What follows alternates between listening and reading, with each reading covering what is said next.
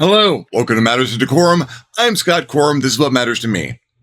Still talking about fantasy elements of a fantasy society. Talking about world building as I'm doing the fantasy setting for the victory system. I've talked about law enforcement and how those organizations stack up, and kind of gave an idea of how they stack up in advancement. That there's different levels of them, and you can rise through the ranks, or as you increase in proficiency and skills, there are positions you can elevate into, and having that sort of leveled system, a striated structure that allows someone to gain knowledge, experience, rise in rank, and have aspirations of upward mobility works really well when you're talking about a role-playing game, particularly in a fantasy setting, but just about any place, so that there's an organizational structure to advancement. Not that a character needs to rely on an organization for advancement, but that they certainly can. Or that you can get a really quick shorthand for how competent an NPC is by where they reside within an organization. And the structure that I would like to really focus on as a model for how a lot of these organizations work is the guild system. It's historical. That's existed throughout many areas of history. We have similar systems today. There are some trade unions that operate pretty much in a guild structure, and that fulfill a lot of the same duties. So what is this structure? What is this system? What organizations does it apply to? And how do you apply it in a fantasy world? Within a guild, and folks with more historical knowledge or more knowledge of how it operates today may feel free to correct me in the comments. Please do. This is my overview from my own observations. Within the guild, there is a means of intake that young people who are starting a craft or who would like to engage in a craft, be it brewing or carpentry or alchemy or some other more esoteric skill, can seek out the guild. They can be tested for a certain amount of aptitude, and if it looks like they might work out, they can enter the guild at the lowest level as an apprentice. An apprentice is someone who is just learning. They can study under a higher guild member. We'll get to the higher levels, and have access to the learning resources of the guild, so that they can, as someone takes them through the basics and shows them how this particular craft is done. In a carpentry guild or woodworking guild, they might get instruction how to choose the proper lumber, what the basic tools are, how to handle the basic tools, taken through some simple construction, and even under the guidance of someone higher than them in the guild, help with some projects as they get to the knowledge of actually able to do some of the work. Because there's no teacher like practice. Experience is one of the best tutors you can possibly get. So they might not be working on the big projects that have been assigned to the guild, but someone wants 100 chairs for their manor house, and they don't have to be the great chairs. Use the chairs for your average rooms or for the servants to use. They're the moderate. They should be decent chairs, but they're not going to be great chairs. You have an apprentice not make all the chairs, but help do the basic cutting or the basic sanding or the little elements, things they need to work on. They get a chance to practice 100 times over on these chairs, and then someone else does the finishing work or the actual assembly. And as the apprentice gets more and more skill, eventually they can take a test, and if they reach a certain level of competence, well, we've got this big job, and we're going to give you this chance. And if you manage to do this, you're a journeyman. Journeymen are the meat and potatoes, the core of a guild. They're the people who actually go out and do the work. And when you go to the guild and you get a guild contract, I would like 100 chairs. It's a journeyman who takes that order. It's a journeyman who assesses what materials are necessary and who passes it off to other journeymen to do the majority of the work, and a journeyman takes on an apprentice. It's usually 1-to-1. An apprentice can work under a number of journeymen, but usually a journeyman takes on an apprentice. Okay, and it's a duty of the journeyman that they will have an apprentice, because they not only need to do the work of the guild, they need to do the work of building the guild, making sure there's more journeymen, which means training an apprentice. You're a journeyman. You know all this stuff. You have a benefit of the experience. You've been through the apprentice program. You've worked in the real world. You've got experience. Take on this apprentice. Share what you know. And so now the journeyman takes the apprentice and says, we've got to make 100 chairs and you need to work on your sanding. So here, why don't you start here, and I need these dowels as clean as you can possibly get them. We'll have a look at the evening and see how you did. If you need some cleanup, we'll go over what you had. They're teachers as well as craftsmen.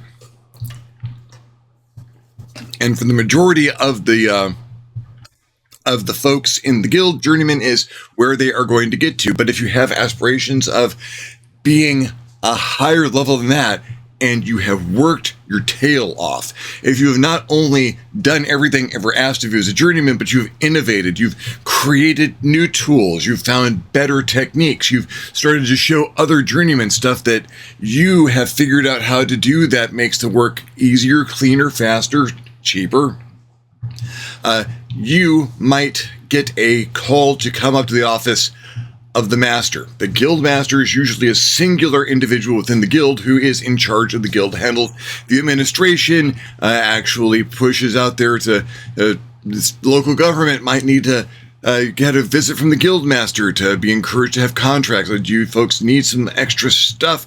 I've noticed that there's problems around town with this. Do you need some of these to help you with that? That's what the guild does. The guild master also takes in the journeyman every so often and shows them new stuff. The guild master has to innovate, has to be the person who pushes things a little bit further, because they're responsible for pushing not only maintaining the order of the guild, but advancing the guild's skills, not their base, their knowledge, and even if the guild has agendas. Some guilds may develop political agendas. They do control there's a large number of people in the guild who listen to the guild. If the guild master gets an idea that local politics needs a little push in some direction or other, they're going to start. They want to start an ordinance to pay carpenters less. No, I don't think so. We are going to have a carpenter strike until you decide you're not going to have that ordinance, and that's the kind of political power that the guild master wields for the benefit of the guild, ostensibly. And a journeyman who has really mastered things, master doesn't last forever. Well, okay, an elven guild master might last next to forever, but those are another matter entirely. Longevity does affect this equation, but your average guild, your guild of folks with more human lifespans, are that guild master is going to want to retire at some point in time.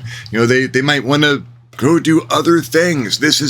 Being a guild master is demanding, because there's all these people who rely on you to be doing your job, and you have got to be there constantly pushing.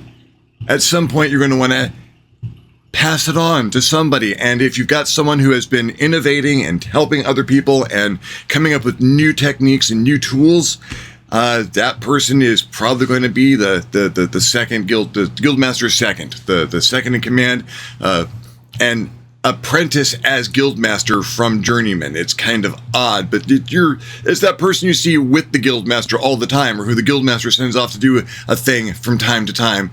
It's an unofficial rank, more or less, but everyone knows that's the guy that the guild master sends out to do stuff. If you're talking for the guild master and the guild master is sending messages through you, yeah, you're probably eventually going to be that. A wily guild master might have several of these folks, and he's going to eventually announce his retirement, and when he does, he will select one of his seconds to be the new master, and, well, the rest of them can work it out or stay assisting just in case something happens to that guy. A little competition never hurts in that area. And everyone strives to be the best second to the guildmaster they possibly can, so they're the person the guildmaster selects. Guildmaster has probably already selected and knows who his favorite is, but things can change.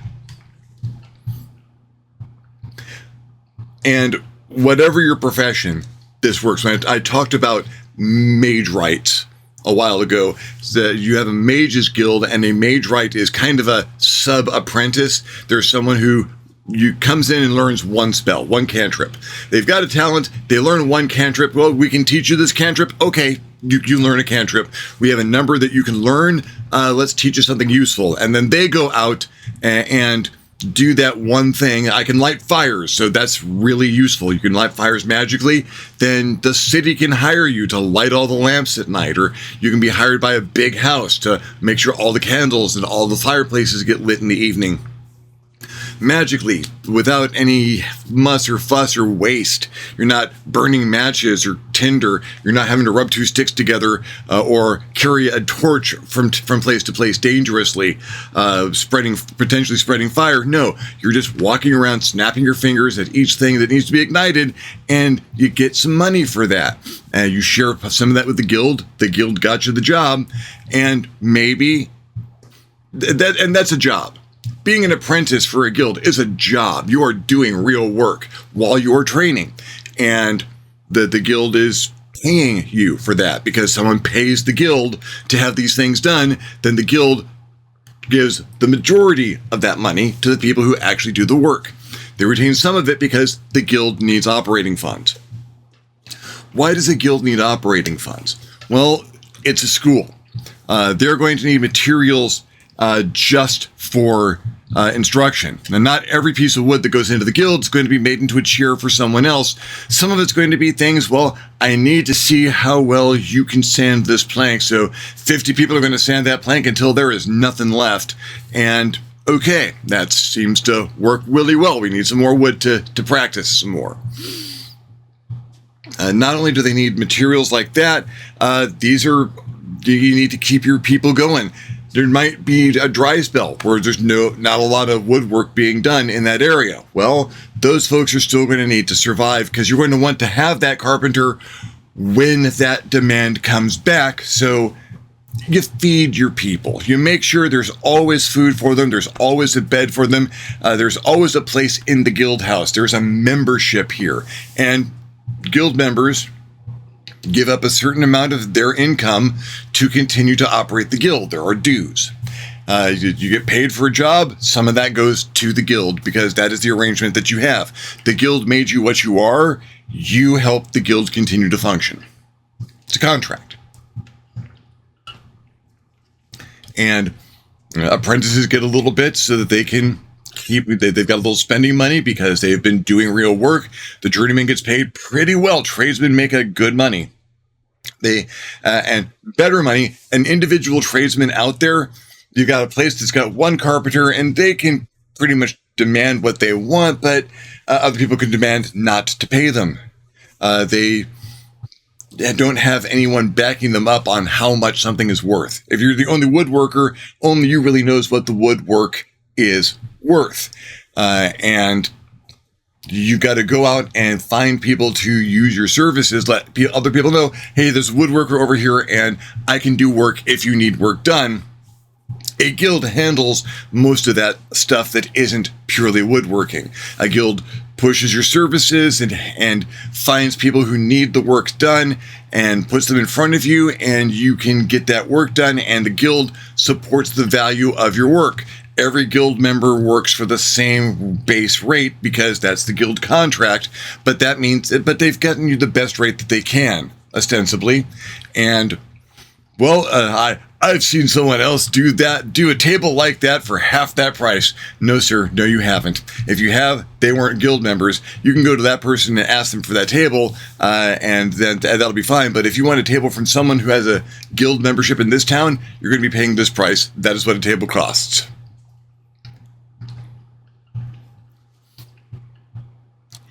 Now, you're going to have guilds for most of the skilled crafts, and that's not just making things. You're going to have people who are skilled at handling animals and using animals to pull carts and drive cargo, and you're going to have a Teamsters Guild. Folks who make sure that things get from place to place with well-treated, healthy animals, because the guild is going to insist that the animals they use while they are doing Teamster work, those have to be healthy animals. You have to take care of the animals we are using. We have animals that we take care of very well. If you want us to use your animals, that's fine, but we will give them a checkup before we go out. And if we don't think they're healthy enough for the trip, we will insist on using one of ours. Or you can just treat your animals better, but we treat ours very well. And it might cost a little bit less to use the Teamsters animals because they won't charge you as much to use one of theirs as an animal they're not familiar with and will have to put a little more time and effort into minding, or maybe even training up a little bit so it's up to guild standards. It works for things like that. A chef's guild, people who are performing services. You can have a guild, a domestics guild. I need a manservant. I need someone who is going to take care of making sure the house is organized and things are cleaned up. And heck, I can't get my kids out in the morning with I've got duties to attend to. I can't be getting my children around and off to their school. Can you? So you go to the domestics guild. I need some people to take care of my household. Well, we have some people who are very well trained. And if you have a really large household, a journeyman domestic might go to the house with an apprentice or two that they can send off to do small tasks while the journeyman handles the majority of the work. Now, a trope in most fantasy games is you do have guilds that handle the craft work and the services to a certain degree. If it's something that can be codified or trained, it's probably a guild structure. But you have structures for things that are not necessarily as savory to society. The Thieves Guild is a long-standing trope and one that I really enjoy. Even in Dungeons & Dragons 5th edition, there's a certain organization implied to the rogue class because one of the features of the rogue class is thieves' cant, a language that is only spoken by thieves, by people, and that implies that there is someone teaching a common form of communication, probably a guild, a method of communication that they can use with other people in that guild who understand it without people around them understanding. Perhaps with the people around them not even knowing that there's a conversation going on, because it's not just keywords and phrases, but it's gestures that you might be making with your hands that help to enhance the messages you're sending with Thieves' Cant.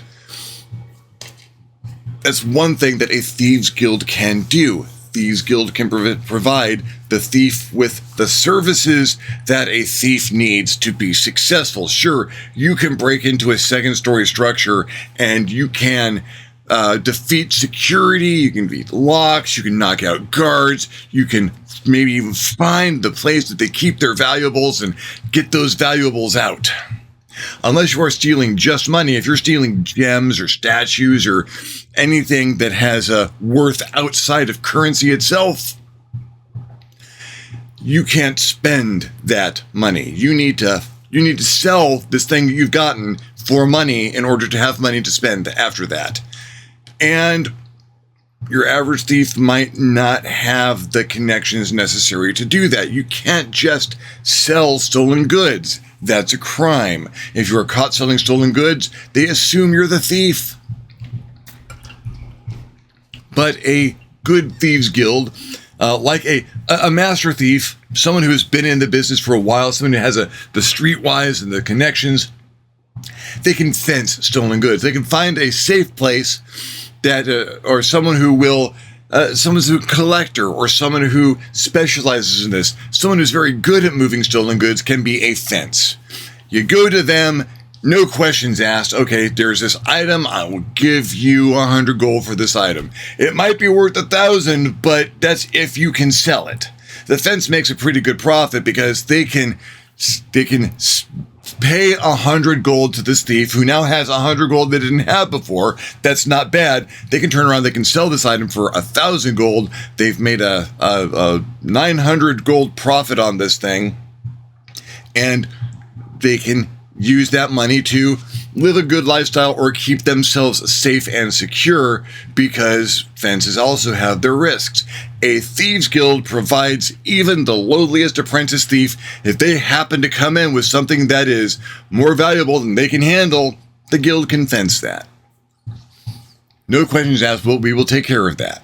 We will fence this item and we will take 15%. Guild dues. So there's someone profiting off of the crime in town. Law enforcement's going to be interested in hearing about that. But in the meantime, the Thieves Guild offers the same things. Training. And they're not going to be quite as picky, perhaps, with the entrance fees or entrance exams for this.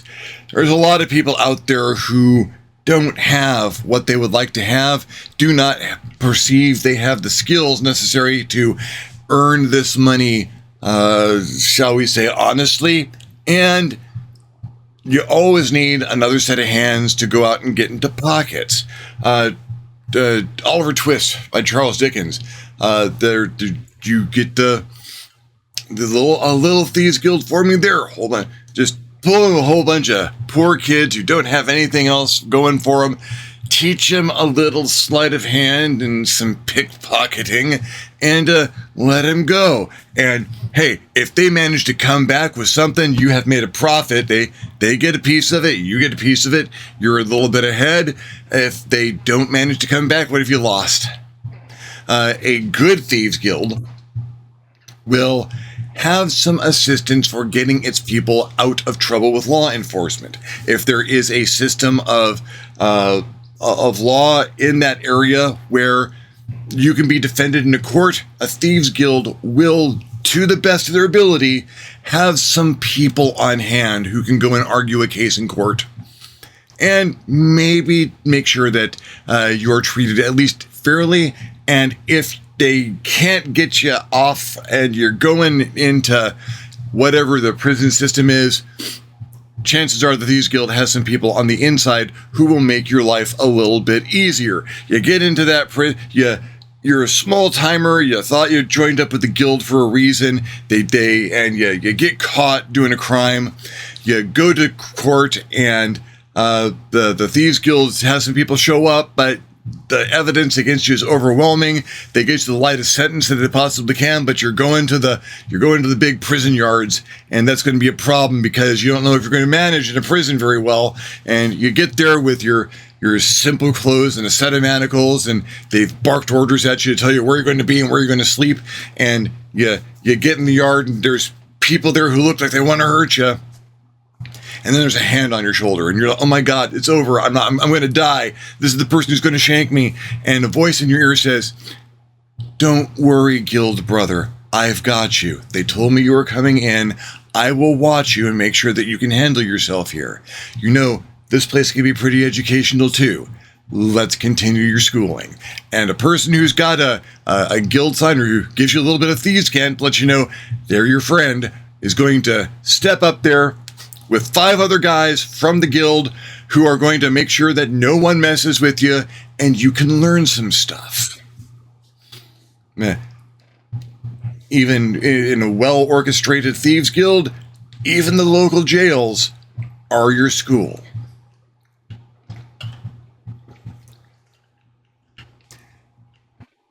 So if you've got an illegal activity that requires a certain amount of skill and that could be benefited by having connections, Guild structure works really well for that, no matter how evil it might be. Assassin's guilds, you gotta have those. They're going to be way smaller than the Thieves Guild. A lot of people think that the Thieves Guild and the Assassin's Guild might pal up with one another. I don't usually think so. Two separate organizations. Probably a little mutual respect there, because assassins might need to use the skills of a thief. A thief might need to use, at least the master of the Thieves Guild is going to occasionally ask for a contract from the Assassin's Guild, but the Assassin's Guild has to be all on their own. And those folks are really dangerous, because where the best carpenter in town has been trained in the guild for their entire life, that's the same with the best assassin in town, except you will never know who that is until it's too late. Necromancy. There can be a general mages guild, but if there is a form of magic that is not socially acceptable, like, say, necromancy often isn't. It's often considered a crime to engage in necromancy. You can't work with the dead or raise zombies. That's evil. You can't do that. Those folks need to have their training too, and have their stores of knowledge, and have people who can help them resource the materials that they need to continue their necromancy. Read dead bodies. There's a guild for that. You don't find the necromancy guild. The necromancy guild finds you. You might have been working with the Mages Guild for a bit, and, well, you got this book, and it taught you how to do some things you shouldn't do, and you've asked a couple of ghosts for some advice, and that seems relatively benign, but then they start to look at you funny at the Mages Guild, and you've picked up a couple of signs that the journeyman can tell, and you have to maybe go sort your things out or don't come back, and you can't stop practicing because it's in your blood, and you get a visit from someone. It's like, don't say anything. Give me a moment. We know what you've been practicing. We don't have a problem with it, but other people might. You might want to come and visit us at some point in time and see if we can't help one another. You're going to need some materials and some knowledge, or what you're doing is going to become horribly dangerous for you. We can help when you're ready. Necromancer's Guild can be the nicest people in the world, and might have to be in order to get along with one another. But it's also, you can go to that guild if you need some stuff done that is less than savory. Local noble might understand there's a Necromancer's Guild there, but not do anything about it. Why? Because they might need that every so often. I got into a skirmish with a border skirmish with the next nation over, and I lost a bunch of guys. And the king's going to come down on top of me if I cannot keep this area held. And all I got are dead men. Hang on a second. Bring me the guildmaster. Which guildmaster? You know what guildmaster I need. I have 100 men out in the field that were slaughtered in their sleep by spies. I need them back. I can give you 100 zombies. Will they be able to fight? Well, yes, they will. Do it. That's going to be expensive. This kind of, I didn't ask you how much it costs. I told you to do it. Bring me the bill. And tell nobody this happened. As if I would, sir. As if I would. Just talking about structures, there's been 5 adventures here. There's been 5 adventures in at least one campaign. There's been questions that get asked, and if you have a guild structure, okay, if there's one necromancer in a tower at the edge of town, you know who did this. You can track that down relatively easy. If there's an organization, they have resources to prevent people from tracking them down. And if you do track down a necromancer, you have tracked down the necromancers. You do not face a necromancer in battle. You face the powers, abilities, and resources of a guild of necromancers. You have a much larger problem. Not only do you have potentially a much larger problem, a guild of necromancers is easier to talk to than a single necromancer. Single necromancer fighting for his life every single day, if he still has it and cares about it, is They're going to be more desperate. They're going to be more vicious. They're going to be more determined that you are not going to do things bad to them. You might have a hard time starting a conversation with that individual. However, you find a representative of the Necromancer's Guild who understands he's there and he's got people watching him. He's got people scrying him from the guild hall, making sure that he's okay. That person might be amenable to a conversation. We know there's necromancy going on in this town, and we know that it's affecting some people. And I want to know, is that you people? Are you doing this? Well, I'm not exactly sure what necromancy you're talking about. There's something going on over there at that farm. No, that's not us. That's not us. If it is one of our members, it's not sanctioned. And you know what? We can't really have the competition. I'll look into that. Is there some place I can contact you and let you know? Because thank you for bringing this to our attention. That does need to be examined. That might be a lie. That might be them trying to put the party off. That might genuinely be a guild concern. You can't have people out there practicing guild stuff without paying guild dues. That competition isn't good for the guild structure. The guild structure works best when the guild's in charge of the only game in town.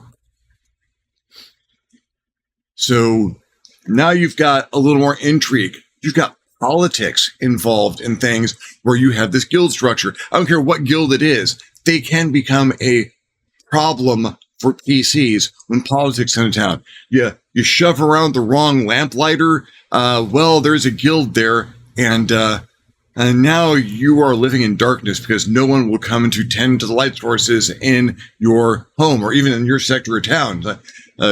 Mayor shows up. It's dark around here, and the master of the Lamplighters Guild has asked me to come here and get an apology from you. You should probably go and apologize to the guild master. And I'm not suggesting you actually secretly go and rough him up. Don't do that. Do not make a problem for the Lamplighters. I need this town lit. I do not have the people to devote to lighting those torches. I pay the Lamplighters Guild for a reason. I need you to go and apologize to the Lamplighters Guild.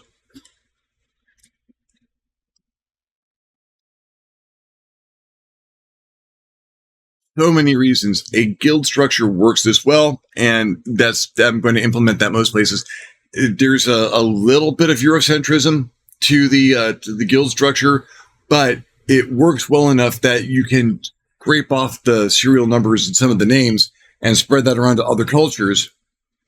I mentioned elves earlier and how you're not going to have that upward mobility. Not going to have that upward mobility in a elven guild structure because the guild master is not going to die anytime soon, probably. So they're going to need a slightly different structure. They might branch rather than hanging around waiting for the guild master to die or retire, both of which are as likely for an elven guild master. Maybe people get enough skill and enough talent that they should be a guild master, and the master, rather than retire, I think we need a guild house in the city 2 miles to the south. I don't have the time to manage something like that, and setting up a guild house, well, that's a big responsibility. And so I think I will name you guild master of that town. Would you take that? Of course they will. They've been working towards this, so they get to spread the guild a little bit. There might be a grand master of this guild, someone who is sending people elsewhere and assigning masters to new territories, spreading the guild's influence and the guild's craftsmanship far and wide. Guilds can expand and should. They are trying to grow because they want to be as much of the business as they can possibly get. The more territory a guild holds, the more they are the only game in town for that area. There are some negative connotations here that they are squashing a certain amount of competition. That up-and-comer who doesn't want to deal with a guild structure, but is really talented and they've got some skills and they think they might have the business savvy and start doing the thing, and they're not getting any work. And they're trying to find out why they're like, I got a good shop. I've got all the tools. I make really good stuff. See, this is the chair that I made. It's amazing.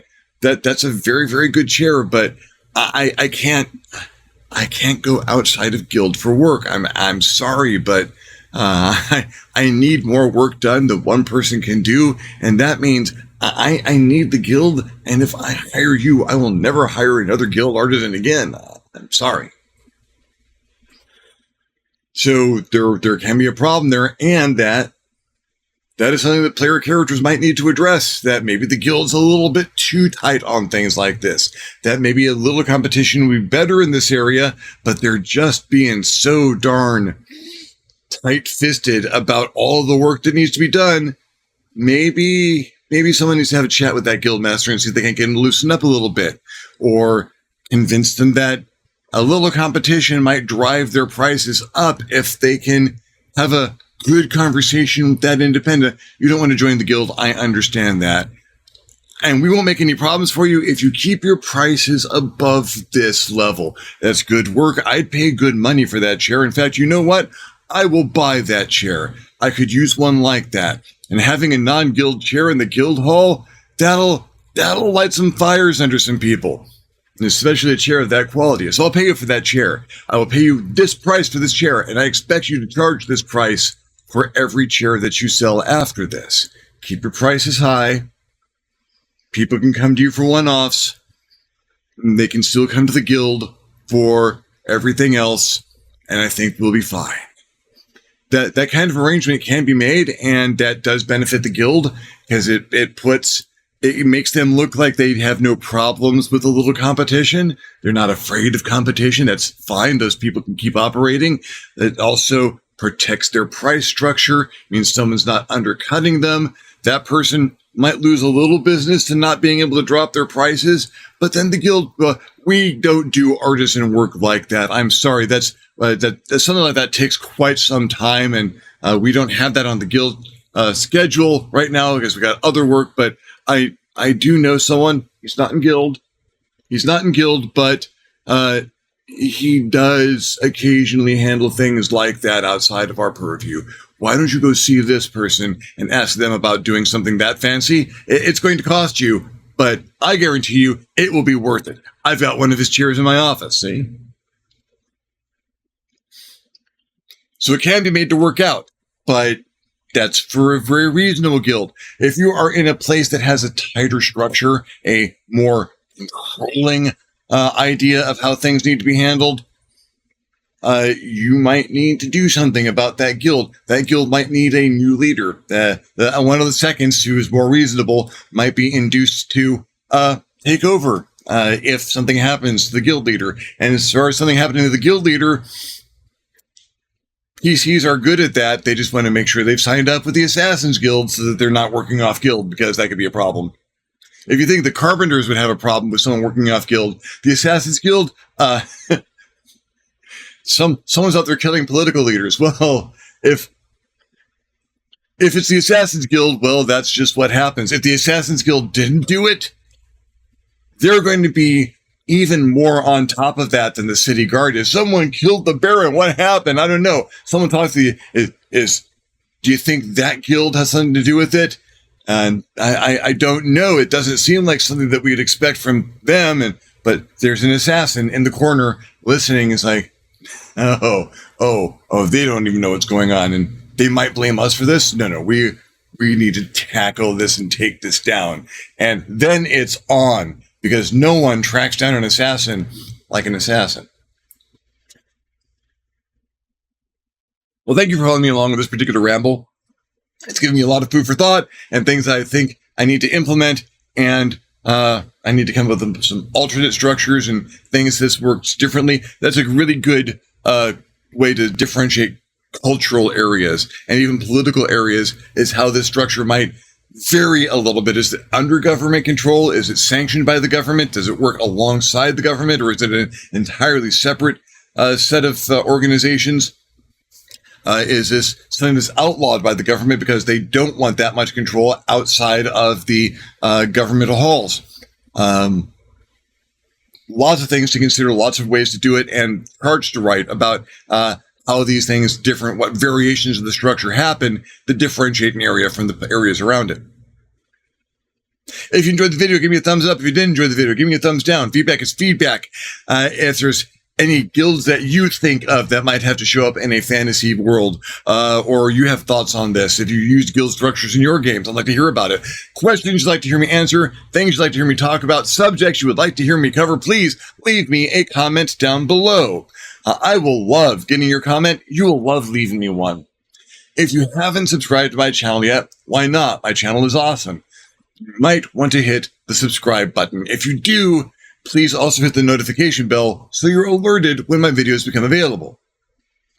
If you would like to contribute to my channel in a more substantial manner, I invite you to hit me up my Patreon page, www.patreon.com/DeCorum, and consider donating. Absolutely anything helps, allows me to make better videos more often.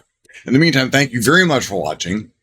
I'm DeCorum. This is what has mattered to me. I'll see you next time in the next Matters of DeCorum.